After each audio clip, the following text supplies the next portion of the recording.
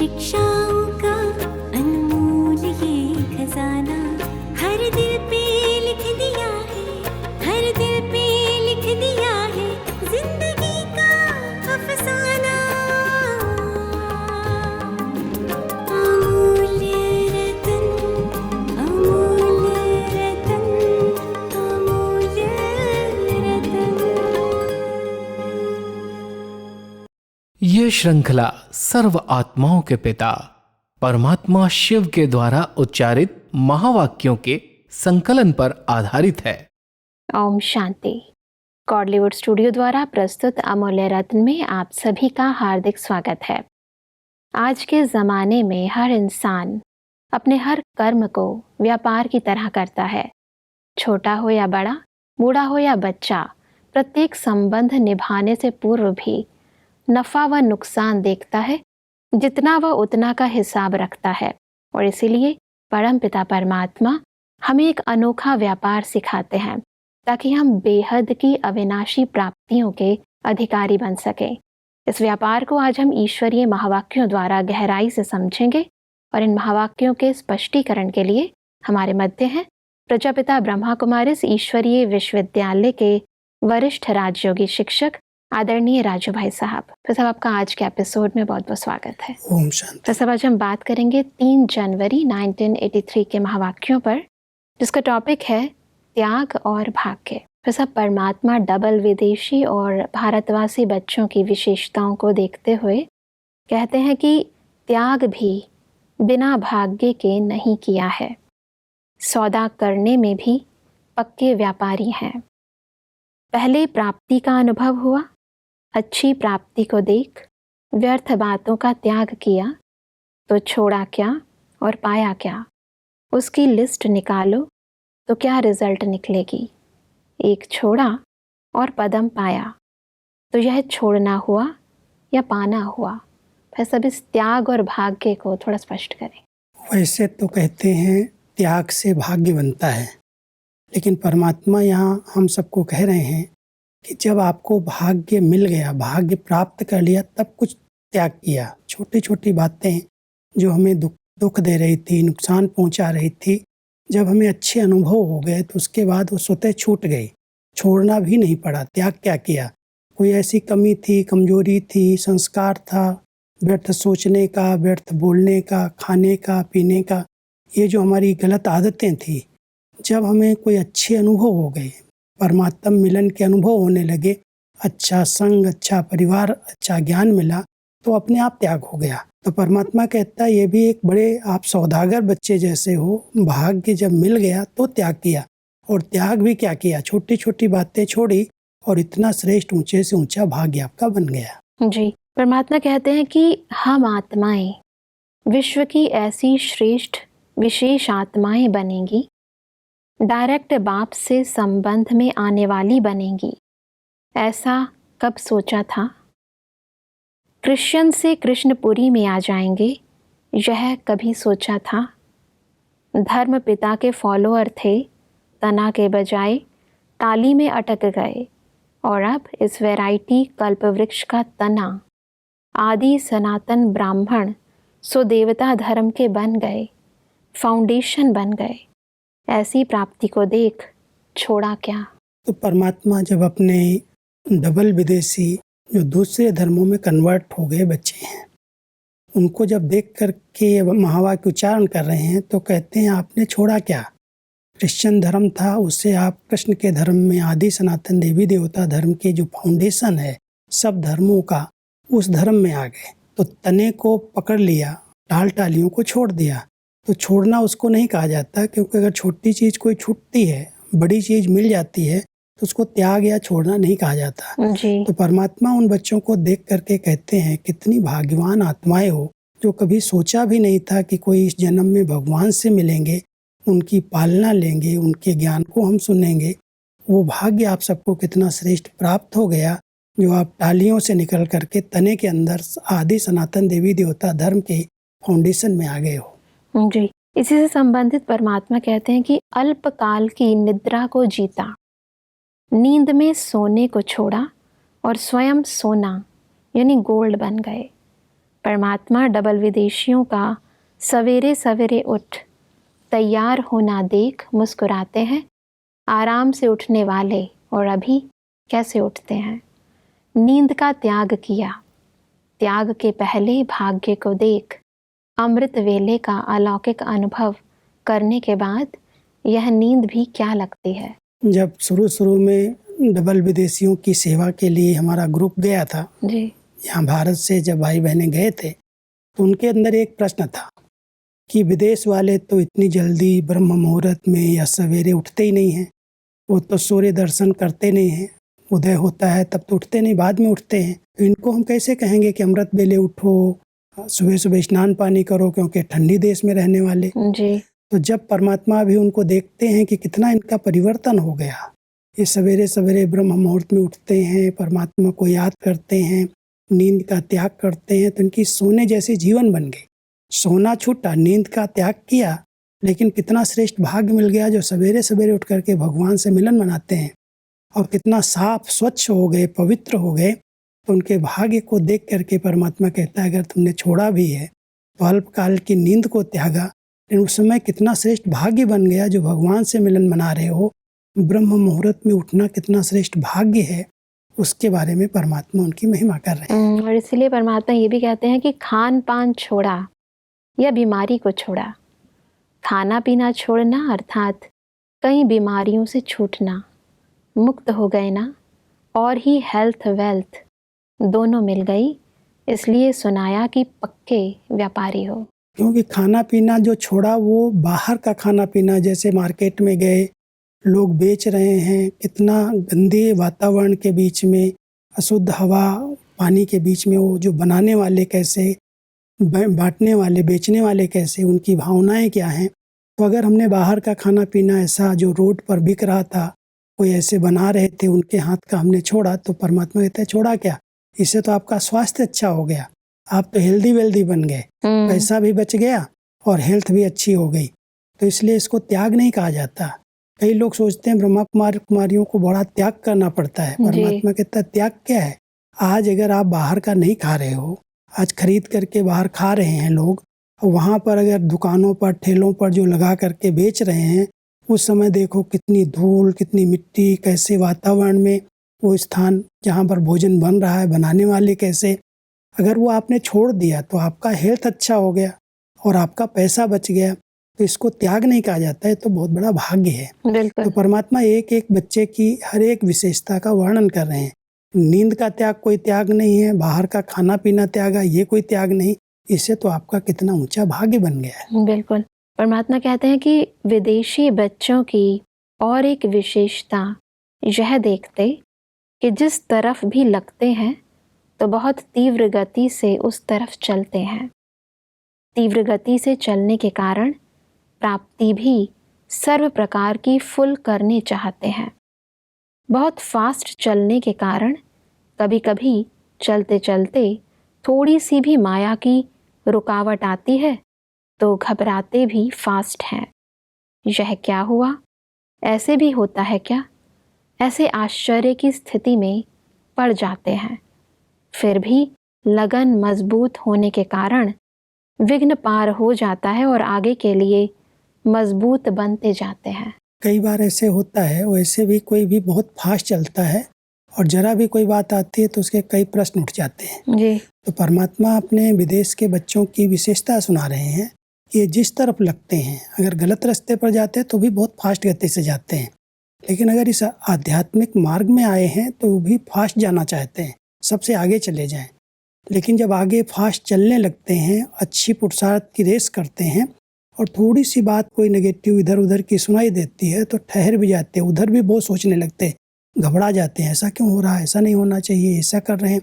तो परमात्मा कहता है लेकिन अगर उनकी लगन पक्की है तो प्रश्न भले उठते हैं, लेकिन लगन होने के कारण वो विघ्न उनका खत्म हो जाता है और फिर स्पीड में बढ़ जाते हैं आगे।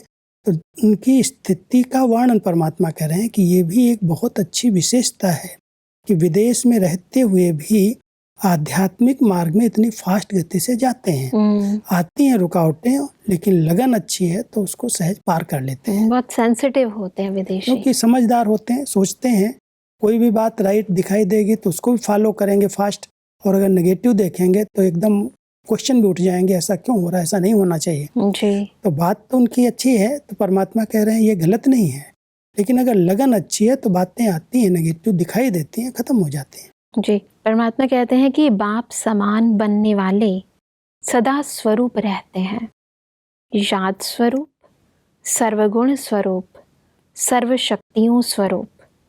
स्वरूप का अर्थ ही है अपना रूप ही वह बन जाए, गुण व शक्ति अलग नहीं हो लेकिन रूप में समाये हुए हों।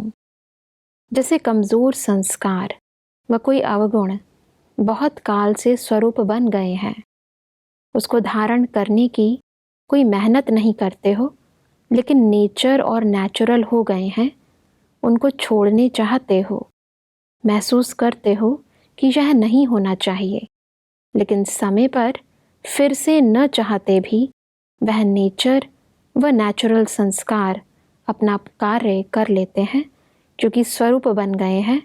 ऐसे हर गुण व हर शक्ति निजी स्वरूप बन जाए। हर गुण और हर शक्ति को निजी स्वरूप में लाने के लिए परमात्मा बहुत अच्छा मिसाल दे रहे हैं कि आज कई बातें जो बहुत समय से हम करते रहे नेगेटिव बातें, वो संस्कार बन गई, और जब उनको हम छोड़ना चाहते हैं तो कहते हैं क्या करें, मेरी नेचर है, वो मेरे संस्कार हैं, इसलिए मेरे से ऐसा हो जाता है। कोई ऐसे साधारण बोलचाल की भाषा होती है, बोलते रहते हैं, कटाक्ष की भाषा बोलते हैं, या कोई भी ऐसे कमेंट्स की भाषा, कहते क्या करूं, मेरी नेचर है, मैं चाहता नहीं हूं। तो परमात्मा कहते हैं जब गलत नेचर अपनी बना ली और उसके अधीन हो रहे हो, तो क्या जो अच्छी नेचर है, परमात्मा की याद में रहना, वो हमारे स्वरूप में आ जाए। जो परमात्मा ने हमें दिव्य गुण सिखाए हैं, सुनाए हैं, वो हमारे स्वरूप में आ जाए। तो इस अच्छी नेचर में भी इनको स्वरूप में ले आओ, जो हमारा निजी स्वरूप ही वो हो जाए। तो इसके लिए बहुत काल का अभ्यास चाहिए। जैसे वो अभ्यास करते करते आदत बन गई, नेचर बन गई, ऐसे ही अगर हम याद में रहने का, दिव्य गुणों में रहने का अभ्यास करते हैं तो ये हमारे स्वरूप में आ जाएगा। तो परमात्मा कह रहे हैं ये अच्छाइयों को स्वरूप में ले आओ, और जो बुराइयां स्वरूप में आ गई हैं उनको खत्म करने के लिए मेहनत करो। परमात्मा हमसे कहते हैं कि मेरी नेचर और नेचुरल गुण बाप समान बन जाए।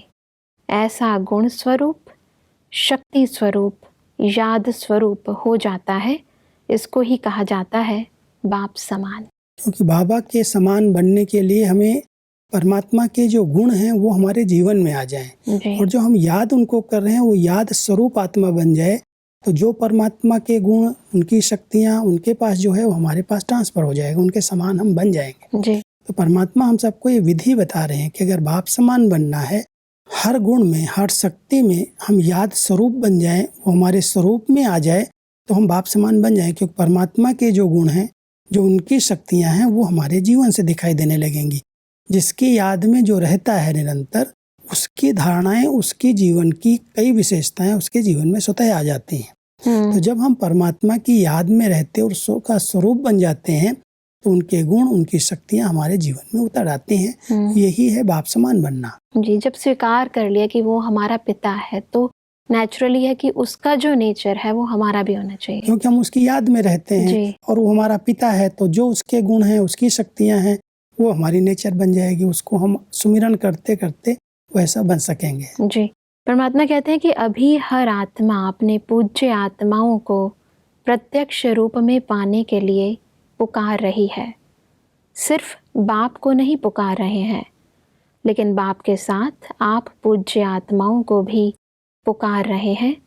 हर एक समझते हैं हमारा पैगंबर कहो, मैसेंजर कहो, देव आत्मा कहो, वह आवे और हमें साथ ले चले।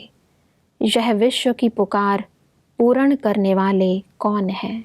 क्योंकि जब परमात्मा को याद करते हैं तो उसके साथ साथ अपने इष्ट देव को भी याद करते, उसी को भगवान के रूप में याद करते हैं। जी। तो परमात्मा कहते हैं कि उस परमात्मा को तो सब बच्चे याद ही करते हैं, लेकिन जो उनके पूज्य हैं, जो उनको इष्ट रूप में याद कर रहे हैं, उनसे वो अपेक्षाएं रखते हैं कि ये कब आएंगे, कब मिलेंगे, कब मेरी मनोकामनाएं पूर्ण करेंगे। तो परमात्मा स्मृति दिला रहे हैं कि आप ही इन भक्तों के पूर्वज और पूज्य आत्माएं हो, उनके इष्ट हो। तो अपने आप को देखो कि उनकी मनोकामनाएं हम पूर्ण करने के लिए इतना संपन्न बने हैं।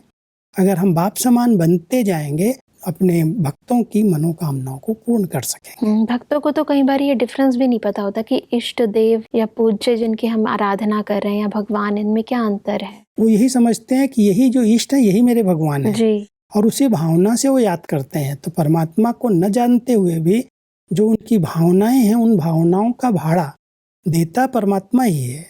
जो उसको प्राप्ति करानी है, कराने वाला वही है। लेकिन जिसके माध्यम में वो श्रद्धा रखता है, मान लो आज कोई हनुमान जी में श्रद्धा रखता है, कोई श्री गणेश में श्रद्धा रखता है और उसी श्रद्धा भावना से उसी को भगवान मान करके उनको याद करता है, नवधा भक्ति उनकी करता है, तो परमात्मा को भी उनके द्वारा वही साक्षात्कार कराना होता है जी। इसलिए परमात्मा कहते हैं कि संतुष्ट आत्माएं तभी होंगी जब आप अपने उस स्वरूप में, संपन्न स्वरूप में स्थित होंगे। तो आपके द्वारा उनकी मनोकामनाएं पूरी होंगी, फिर आपको अपना इष्ट और पूर्वज मानेंगे। जी।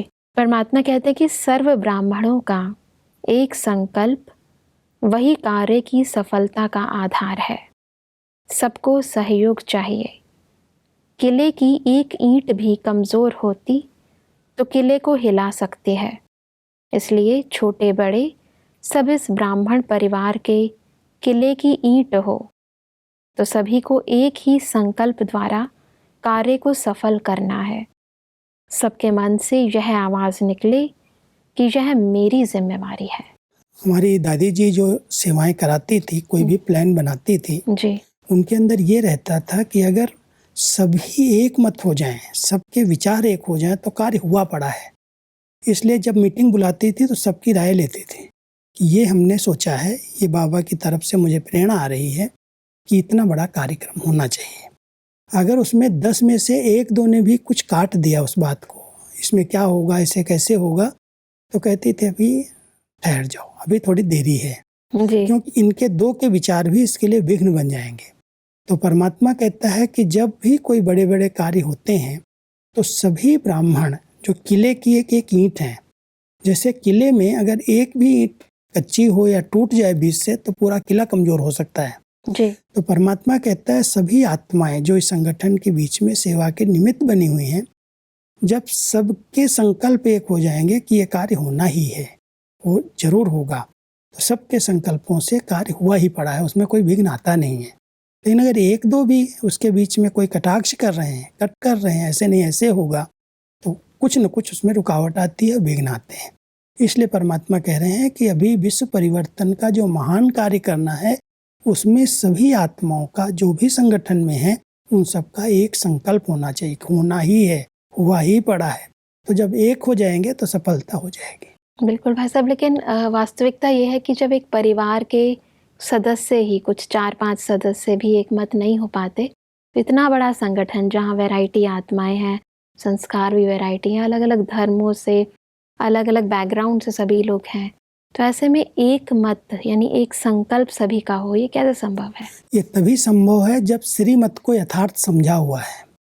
जिस संगठन में हम रह रहे हैं, जो परमात्मा की श्रेष्ठ मत है, अगर उस मत के अनुसार हम सब चल रहे हैं, उस मत के अनुसार हम एक मत हो सकते हैं। अपनी अपनी मतें तो हर एक की अलग अलग रहती ही हैं, लेकिन जो भी कार्य परमात्मा की श्रेष्ठ मत पर किया जा रहा, श्रीमत जिसको हम कहते हैं, अगर उस श्रीमत के प्रमाण हम कुछ संकल्प देते हैं तो उस संकल्प में जो श्रीमत पर चलने वाली आत्माएं हैं वो एक हो जाती हैं। मन मत और उनकी अपनी मत हो सकती है, वैरायटी हो, लेकिन श्रीमत एक है, परमात्मा एक है और उसने नई दुनिया की स्थापना के लिए ये यज्ञ रचा है, ये कार्य उनका है। और उस पर चलने वाले, एक की मत पर चलने वाले अपनी मत का प्रभाव उसमें नहीं डाल रहे हैं। 4-5 लोग हैं, उनके ऊपर अगर कोई एक पिता होता है, बड़ा होता है और उसके ऊपर सबकी श्रद्धा भावना होती है, तो कहते हैं नहीं, पिताजी ने जो कहा वो हम सब मानेंगे, अपनी मत नहीं चलाते। अगर पिताजी से संबंध नहीं है तो अपनी अपनी मत से टकराव पैदा होते हैं। जी। तो यहाँ पर हमारे जो पिता हैं, सबके पिता परमात्मा का ये कार्य है और हम उनकी मत को मान रहे हैं, न कि व्यक्ति की मत को मान रहे हैं। जहाँ व्यक्ति की मतें आ जाएंगी वहाँ मतभेद पैदा हो जाएंगे। जी। और जहाँ परमात्मा की श्रीमत को हम समझ करके चलें वहाँ हम सब एक मत हो जाते हैं। एक होता है कि हम जबरदस्ती से कुछ कर रहे हैं क्योंकि सभी लोग मान रहे हैं तो हम उनको फॉलो करना हमारा फर्ज बन जाता है, और एक होता है अपनी स्व इच्छा से खुशी खुशी से कुछ करना, दोनों में अंतर आ जाता है। दोनों में अंतर है, क्योंकि परमात्मा का कार्य हर एक की बुद्धि में स्पष्ट है कि ये जो कार्य है भगवान के ने इनको निमित्त बनाया है और इनके द्वारा जो कुछ होगा वो सब राइट होगा। अगर ये हमारी भावना है, हम इसको यथार्थ समझ रहे हैं कि परमात्मा ने जिस इंस्ट्रूमेंट को निमित्त बनाया है उसके द्वारा जो हम सबको कहा जा रहा है वो राइट है, वो होना ही है, क्योंकि उसके पीछे उनका हाथ है। अगर इस भावना से हम चलते हैं तो हमारे आपस में कभी टकराव पैदा नहीं होते। उसको हम समझ करके उनको हम सम्मान देते हैं और उनको अगर एक हो करके सब कहते हैं हाँ जी, तो उनके अंदर भी बल आ जाता है कि सबके विचार एक हैं। कोई जबरदस्ती उनसे कराया नहीं जा रहा है। जबरदस्ती जहाँ कराया जाता है वहाँ मतभेद पैदा होते हैं, और जहाँ परमात्मा का कार्य है और हम सबको मिल करके करना है, वहाँ पर जो भी निमित्त जिनको परमात्मा ने बनाया है उनकी बात को हम सहज स्वीकार करते हैं। बिल्कुल भाई साहब, आज हमने गहराई से समझा कि कैसे हम संगठन के बीच में एक मत हों और कैसे अपने बेहद का भाग्य बनाए। भाई साहब, इस स्पष्टीकरण के लिए आपका बहुत बहुत धन्यवाद। ओम शांति। दर्शकों, आज ईश्वरीय महावाक्यों में परमात्मा ने कहा कि हमें बेहद का व्यापारी बनना है, अल्पकाल की प्राप्तियों का त्याग करके ईश्वरीय बेहद का भाग्य बनाना है। परमात्मा ने कहा कि बाप समान बनने के लिए हमें याद स्वरूप, सर्वगुण स्वरूप व सर्वशक्ति स्वरूप बनना है। परमात्मा ने हमसे कहा कि संगठन में एकता का आधार है सर्व ब्राह्मणों का एक संकल्प, कोई भी मतभेद ना हो। दर्शकों, आज के महावाक्यों से संबंधित यदि आपके मन में कोई प्रश्न है तो आप हमें ईमेल कर सकते हैं। हमारा ईमेल आईडी है amulyaratna@godlywoodstudio.org। अगले एपिसोड में एक और अव्यक्त वाणी के साथ आप सभी के समक्ष हम फिर हाजिर होंगे। तब तक के लिए लेते हैं इजाजत। ओम शांति।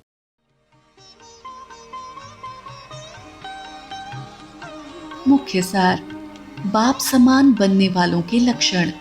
याद स्वरूप, सर्वगुण और सर्व शक्तियों का स्वरूप, अर्थात हर गुण व हर शक्ति निजी स्वरूप बन जाए। कार्य की सफलता का आधार।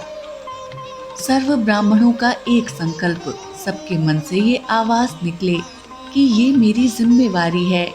छोटे बड़े सब इस ब्राह्मण परिवार के किले की ईंट हैं। छोड़ा क्या और पाया क्या, इसकी लिस्ट निकालो। अधिक जानकारी के लिए संपर्क करें Amulya Ratan Godlywood studio, Manmohini Van, Shanti Van post, Abu road 307510, district Sirohi, Rajasthan. Email ID है amulyaratn@godlywoodstudio.org। इस श्रृंखला को प्रजापिता ब्रह्मा कुमारीज ईश्वरीय विश्वविद्यालय के सेवा केंद्रों पर क्लास में नियमित रूप से चलाने के लिए गॉडलीवुड स्टूडियो से संपर्क करें।